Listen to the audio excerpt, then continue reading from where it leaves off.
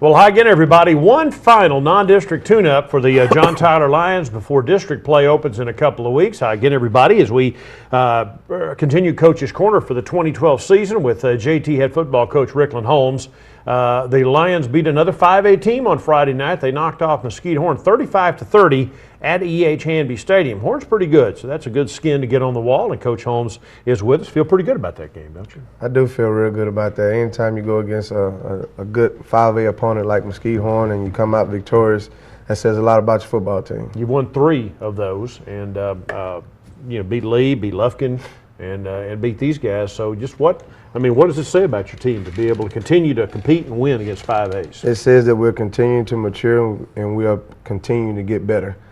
Each week we continue to practice the way that we've been practicing. Yeah. And you just continue to take care of all the little things that we've been harping on since the beginning of the season. And you're seeing an improvement in the kids week in and week out. You know, I look back to last year.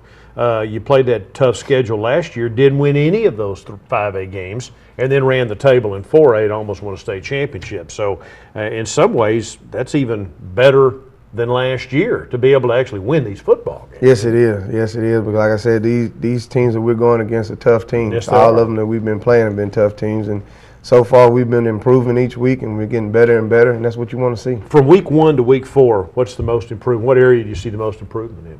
Defense. Defense has improved outstanding. They have went leaps and bounds right now. And then also our special teams. Our special teams is getting better. Every week we're making less and less mistakes, and we're making more and more plays. So that's something that you want to see, especially on special teams. Who coaches your special teams? Jamie Moore, he's my special teams coordinator. He's been there. Actually, he was there before I actually got back in 2007. He was a corners coach when I was a DB coach the last couple of years, and he's doing an outstanding job with those guys, getting them ready. And again, I was also talked to Coach Piskey about the same thing. I mean, people think about who's starting on offense, who's starting on defense, and sometimes don't you forget about it's almost as important who you pick to be that gunner on the punt coverage and all that stuff. You did all that too. You played special teams in college and in the pros. Yeah. I mean, what's that like to be a special teams guy? Special teams is the third part of the game. I mean, every game starts with a kickoff or a kickoff return, so you can't forget about special teams because it's just that important. More real estate changes hands on those kicks than any other part of the game, Than right? any other part of the game. Yeah. And and when you look at the game as a whole, it's offense, defense, and special teams. You can't forget about special teams because you can't start offense or defense without either one of those going about. So, that part of our game plan is very, very important. We spend a lot of time on special teams, just as much time as we do on offense and defense.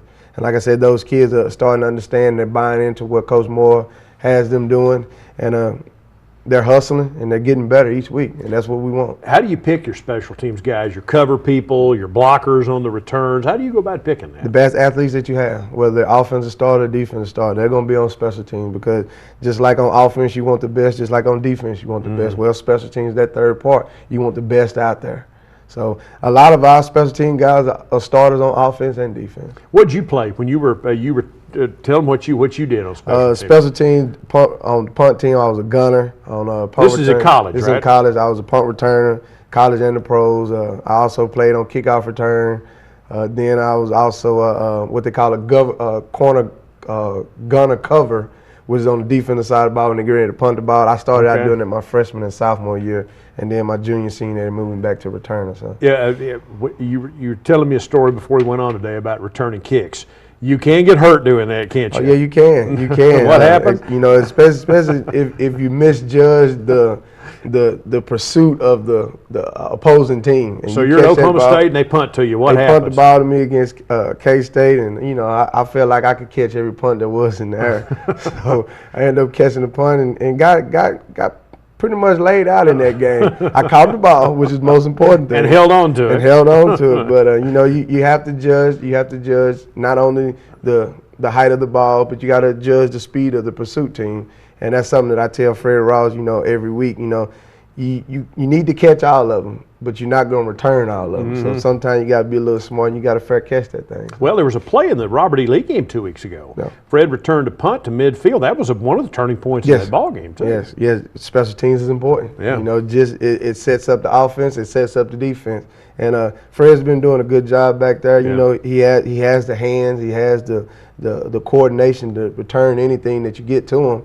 He just has to have that confidence to catch every last one of them like he does a pass in there. Do you have to be a little crazy to play special teams? Somewhat. Special teams is one of those deals where either you have it or you don't. Yeah, I can imagine, yeah. All right, so who played well for you off? First of all, we got a shout out to Tyus Bowser. He did just about everything you could do at a football game Friday, didn't he? You know, he played offense, he played defense, he played special teams. You know, he drove the bus down there. He cleaned up after the game. You know, pretty much he done everything possible that you could do within the course of the game. Now, Greg got hurt, right? Yes. And not badly, right? He came back. Not badly, he came back. But so Tyus plays quarterback. How did he do there? He's the backup quarterback, and that's his role. You know, not only does he start on defense, but he has to take control of the offense if need be, just like against Horn last Friday. And he done a good job about that. And that comes with the way we practice. You know, we have to split up the time, especially with him, DeQuante Woods, and Darian Flowers. You know, them two guys right there, all three of those guys are offensive and defensive guys, you know. And what you got to do is you got to set aside time to where they can learn both positions and they're effective at what they do. And, you know, Coach Bush, he does a great job getting Tyus prepared to play quarterback. Coach Grant does a great job getting him prepared to play wide receiver, tight end. And on the defensive side, Coach Elder does a good job with him getting prepared to play defensive end. And, you know, just snapping the ball and running downfield, that's just like a natural deal for him. He's been doing it for a long time. All right, so when Greg comes back in, all right, the game's hanging in the balance, and then Tyus starts playing wide receiver, and then what happens? He gets him a pass, and he goes for 6. You know, that's one of them dream deals where you throw a couple of balls, and now you get a ball thrown to you. So he knows how to take care of business, and he's actually working harder than he was last year, and he's getting better. And oh, by the way, on defense, he had a big quarterback sack. He did. He was after the quarterback all night, along with DeQuante Woods and Richard Gibson, and that front two of Chris Mobley and DeAndre Miller. Those guys are doing a great job. And then on the other end, you got Cavante Jefferson that is coming into the player that we need him to be this year. Yeah, and so that side of the ball's really improved. Did a good job. They pitched a shutout against Robert E. Lee 2 weeks ago. Now, Horn put up 30, but again, they're going to score some points, They're going to score some points. When you go against an offensive team like that with the skilled players that they do have and the offensive line that they have, good things are going to happen. You just got to make sure that more good things happen for you than it does for them, and that was the course of the game. What happened to Greg, and how is he? It was the ankle injury that he had against Robert E. Lee. Basically, he just kind of tweaked it a little bit because he was really sore going into this game. It's healing, but it's not 100%. I think he was about at 80 going into the Horn game, so he still had a little soreness. And the way he got tackled going down the field when he fell, they fell on top of his foot, and it just kind of made it a little bit sore. So once that pain went away, he just got back in the game. I'm trying to make sure I got the schedule right. You play Tigre from New Avalon this week, and then you have an off week before district play, right? Yeah, we're going to need that. Right, and so especially him, how much does he play this week? Hopefully he doesn't play very much this week. Hopefully we get the game under control early, and we get to take him out, and we get to use Tyus and Devontae Humber a little bit more this week. And then he'd have a whole week off to kind of rest it up before that Corsicana game, and that's important. That really, people, you can't underestimate the importance of what that would mean to him, can you? That bye week is very important for any team because especially going through the schedule that we've been through these first 4 weeks, it's been rough, it's been grueling, and it's been tough on the kids. But mentally, you know, the mental side of it is taking over the physical side, and the kids are bouncing back quicker than normal. And that's because of the hard work we put in during the off season, getting the body prepared for it. And they've learned again how to win football games, haven't they? They're learning, and they're learning every week on how to do it a different way and how to do it better is what they're doing. Yeah, because the teams they played have kind of all been a little bit different too. Yes, sir. Yes, sir. I mean, offensively and defensively, we've been going against a variety of teams that have been giving us a variety of problems on offense, defense side of the ball, and special teams. Right. So by adjusting week in and week out to every one of those teams that we went against, it's mentally and physically getting us prepared not only to go into district, but to adjust and to do the things we need to do to make that playoff run. All right, again, 35-30, pretty interesting ball game against Horn. The Lions took the lead, then trailed, then took the lead. Horn came back to make it fairly close at the end, but the Lions made some plays in the second half that allowed them to win that football game. Let's roll the tape. As we always do, Coach Holmes and his staff send along some game video. Here you are in the white jerseys. On the defensive side. Defensive side, okay. We won the toss in this time, and we deferred, and we started out on defense. All right. So you're in the white. Yes, we're in the white. It's a great job right here. Bowser coming off the edge, making sure that we don't get outflanked, and great pursuit on the ball carrier. How much does Tyus play on offense? I mean, he's on the field a lot, isn't he? You know, he plays about 70% of the game on offense. So he's on the field most of the time. He plays a lot. I mean, he is what you call a two-way starter. But you've got Flowers and Woods both doing the same thing, yeah, too, but right? they don't come off the field. Them two right there are on the field consistently. Matter of fact, this is a pass right here to Darren Flowers now. Now this is your diamond, you call it? Oh, yeah. Who's that? That's Fred Ross. And, you know, he came into the game a little sick. That little, I guess it's what you call the flu bug had been coming around, and, you know, Reggie was the first one to have it, and then Greg, and now Fred, but Fred sucked it up, and, you know, he had a game that he was supposed to have against these guys right here. Yep. Well, they had no answer for that. Fred's 64-yard run, push up 7-zip. 7-zip. And basically what you do is you just kind of put the game in a little control and try to put it more in your favor than anything. This right here was an outstanding play by Terry Osborne, one of the free safeties. He just made a good read on the ball and broke on it and kept his feet in bounds. It was the best thing about it. To get an interception. All right, here's the end zone look at it. High pointed the ball and kept his feet in bounds on the sideline. Well, he's a good one. He is, and he's becoming a player that we need him to be. Great pursuit by Jaquante Woods, just showing his speed and athleticism to make a play on the ball.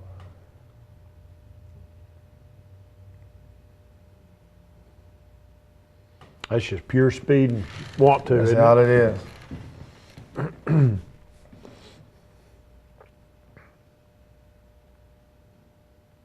Greg Ward. Is that Fred? It looked like Fred again, catching the ball, coming across the middle. You know, a lot of the passes that we do, everybody think they go up and down on the sideline, but a lot of our plays are made in the middle of the field. Same play, wide angle. Yeah.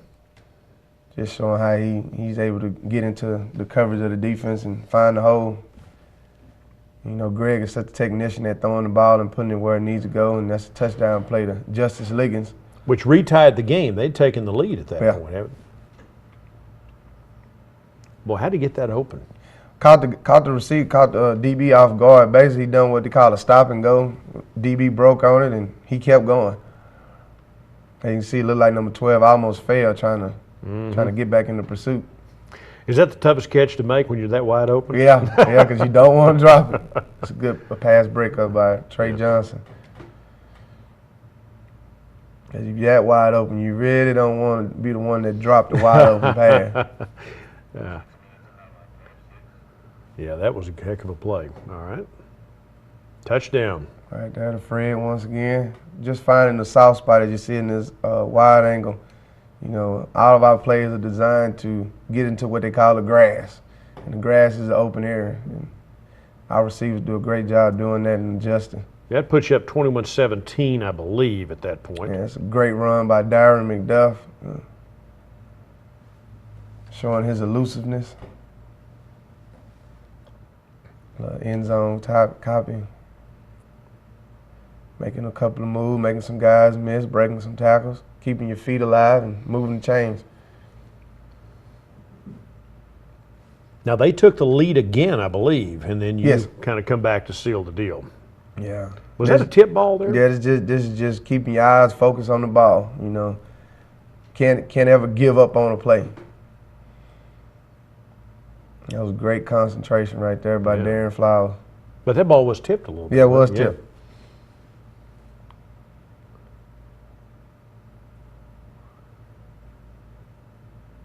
Now they're running the option. Not too well, though. Another good play by Darren Flowers coming off the corner. Roll out. Dump it to Justice Liggins. Keep the chains moving. You know, our biggest thing last year was everybody knew that we were so explosive and we could score at will. And we put our defense in a bad position by keeping them on the field so much. So this year, Coach Bush has done a great job with managing the clock and managing the offense and just keeping the chain going and the clock moving.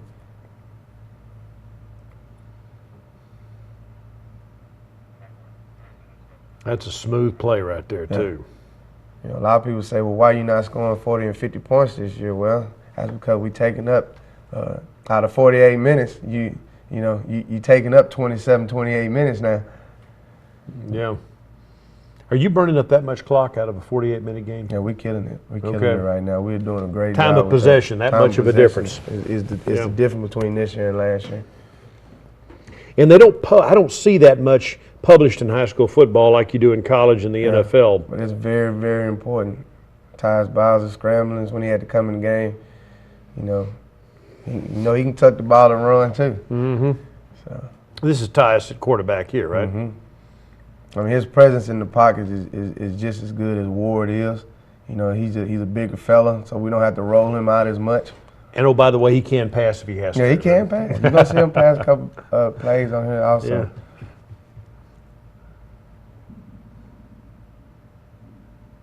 That's a good pass. Look like this is Ward back in the game. Not still. Yeah, it's Ward. He's back in the game.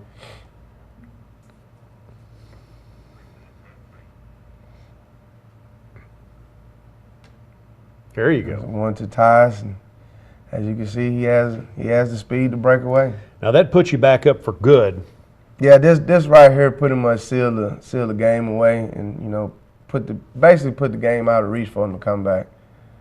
They end up scoring late to bring it back. I think before they scored, it was 28-35, and then they scored. No, it was 23. It was 23-35. Then they scored and brought it back to 30. Well, that was a nice play. Now you salted away by stopping them. Bang. Yeah. Who's sacked there? Tyus Bowser on the sack once again. Right after the touchdown catch. Right after the touchdown catch. Just great pursuit, great drive, using his hands, working upfield, and taking advantage of the missed block by the tackle.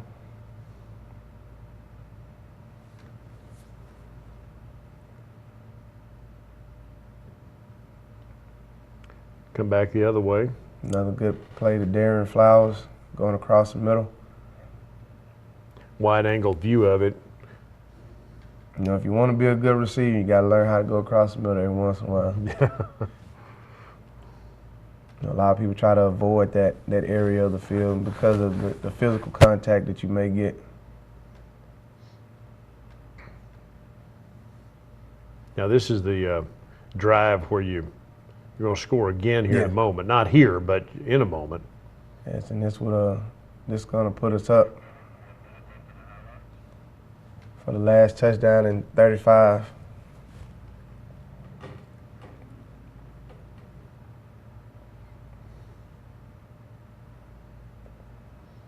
Brad keeps the play alive. Tip again. Good concentration there, right? Concentration. And here's the touchdown play, I think, by Ward. Get up in the pocket, make some things happen. Just try to find your way to the end zone. And that's what he does best. Finding his way to the end zone, whether through the air or with his feet. Yeah, 31-yard touchdown run.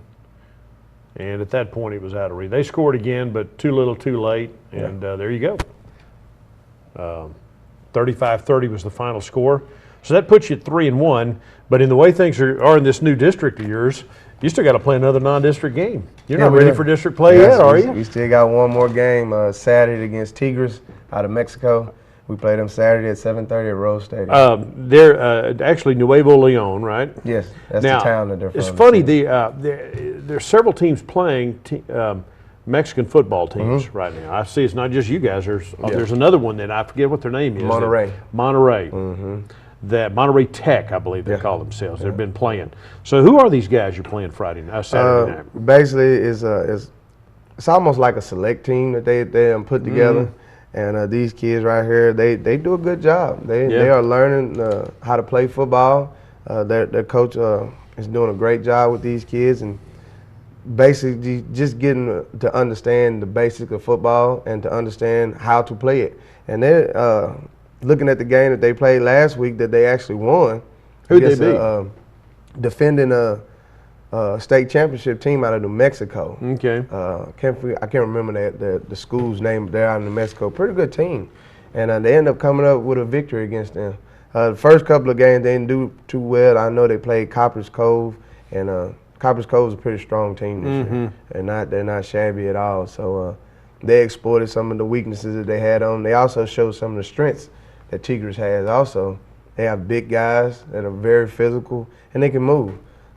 Pretty shifty guys at the skill position, but they're more quick than they are fast. They make a lot of people miss. So they are they mostly Hispanic kids? They're all Hispanic kids. No American kids on the team. No American kids on this team. They're all Hispanic. They're all from the Mexican state. Okay. And they're coming over to play some USA football. Do they play are they a school, or are they just kind of like you said, a select team? It's more of a select team than a school. So is a collective group of kids is what I would call them. What do they do offensively? Offensively, they spread it out. You have video on them? Yes, yes, we have.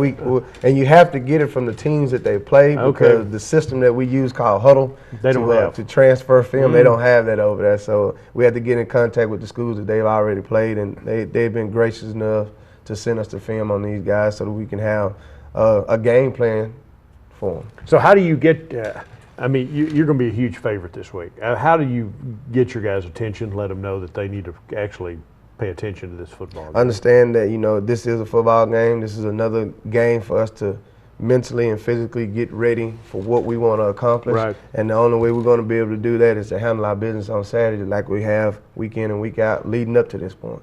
And for folks who how did you come about playing this ball game? Because again, you're not the only one playing these Mexican teams.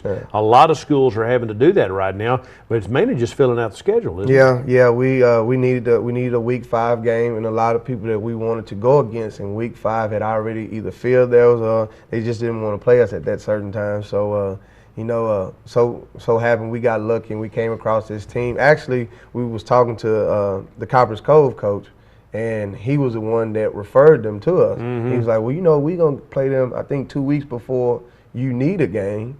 You could see if they would be open. So we gave them a call, and just so happened they was open that week. All right, so they travel. Do they ever play a home game, or do they just travel? I haven't seen them play a home game yet.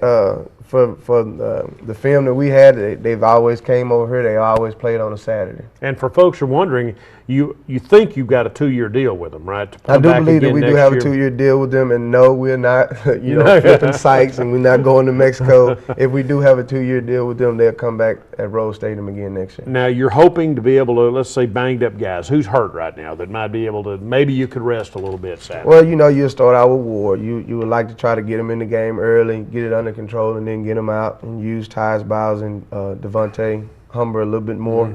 On the defensive side, you would like to see the backup guys get a lot of play in because, these are the guys you're going to go in the season with, to help give guys rest or to take over a game if need be. Right. So this would be a real good time to look at the guys that you want to look at in game situation, not just practice. So by doing that, you hope you get the game under control early. And you tell the kids that also, this is what we need to do. This is how we're going to get better.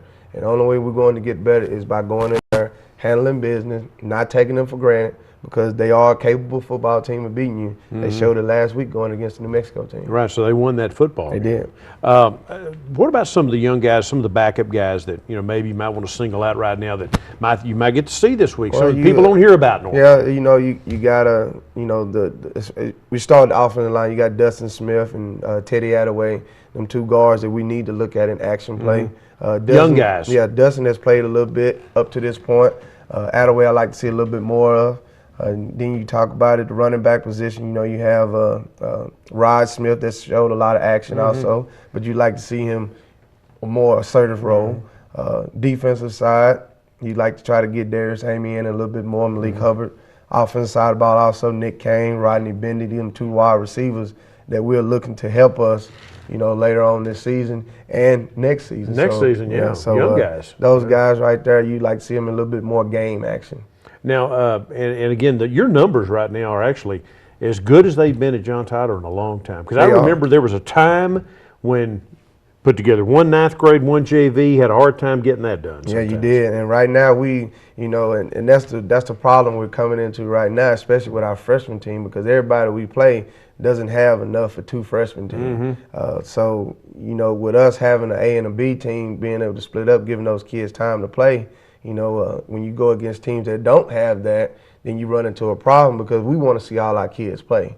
And then on the JV side, I mean, the numbers are great right now. I think we have about 70 to 75 on our JV right now versus, last year we had a lot of guys that was on varsity, but a lot of them didn't play. My cutoff level at the varsity level is 53 people. I'm like the NFL, I make 53-man roster. And I'm going to continue to go that way. I don't believe in traveling 75, 80 kids that's going to sit on the sideline and make everything look good and pretty. I need kids that's going to play. And if they're not going to play at that varsity level on Friday, they need to be on Thursday getting better and playing. What about a senior kid, though? Are all senior kids pretty much going to, if they've gone through the program from ninth grade, you're going to put them on the varsity? They're going to be on the varsity. And a lot of the kids that we have that are seniors are they're put in a position to help us. Not saying that they're going to be on offense or defense, but they could fill a role that needs to be filled on special teams. Absolutely. Like I said, that's just as important as offense and defense. And since Tigris is not going to have they're not going to have a JV in a ninth grade. Who your ninth grade and JV? Well, this Thursday we're going to have a full game. Our freshman team is going to play our JV team. Oh, okay, all right. At our new stadium that's being redone. Absolutely. It's going to be Thursday at 4:30. 4:30. All right. So the JV is going to play the freshmen at 4:30 on Thursday at JT campus. That'll be a knockdown, drag out family feud, won't it? Yes, it will be. Yes, it will be. I'm trying to figure out who's going to be the home team right now. So. Well, that's got to be the JV. I mean, the older kids they're going to demand to be the home team, aren't they? I think I'm more leaning towards them being the home team than the away team right now. All right, that should be fun. So, what do you expect? Just give me an overall view for folks or not. What do you expect Saturday night at Trinity Mother Francis? I expect a great crowd like we normally have. With the fans and the support. I believe that it's going to be a pretty good game between us and Tigres. You'll see a lot of action out of a lot of different kids that you probably hadn't seen. Yeah, so. That should be fun. Great opportunity for these guys, too. It is. It's always a good opportunity to go against a different team. And so far, we've been going against different team every week. So, you go from a spread team to a running team to, a team that has a real good quarterback, a team that has a real good running back. Then you go against a team that has all components like Mesquite Horn. And like I say, that mentally and physically gets you prepared for the season. All right, good luck. Appreciate it. And again, that game is Saturday night. The team from Nuevo Leon, they're called Tigres. And that game is at 7:30 Saturday night, not Friday night, Saturday night at Trinity Mother Francis Rose Stadium. Final non-district tune-up. The Lions need and deserve your support as they get ready for district play coming up in a couple of weeks. For Coach Holmes, I'm Bill Coates. Thanks for joining us.